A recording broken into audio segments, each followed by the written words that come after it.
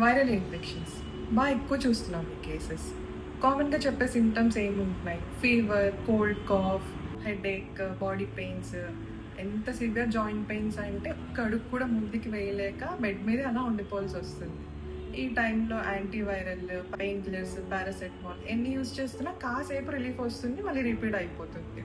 So ఈ టైంలో ఒక పాయింట్ తెలుసుకోవాల్సింది ఏంటంటే, అన్ని ఫీవర్స్కి పారాసెటమాల్ అవసరం లేదండి. బికాస్ సమ్ ఫీవర్స్ మనకి వైరస్తో ఫైట్ చేయడానికి కూడా హెల్ప్ చేస్తుంది. ఎందుకంటే ఫీవర్ అనేది బాడీలో ఒక defence mechanism. So body temperature మనకి పెరుగుతుంది అంటే డెఫినెట్గా ఒక వైరస్తో ఫైట్ చేస్తుంది అర్థం. సో ఈ ప్రాసెస్లో మనకి ఇమ్యూన్ సిస్టమ్ని కొంచెం బూస్ట్ చేసుకోవాలి కాబట్టి ఒక్క సూపర్ ఫ్రూట్ ఉంది, అది నేను మీకు చెప్తాను. మీరు మాత్రం లైక్, షేర్, ఫాలో చేయడం మర్చిపోకండి. ఈ సూపర్ ఫ్రూట్ ఏంటంటే papaya.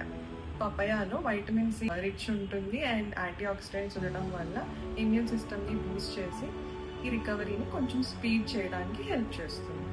Hope this helps. Thank you.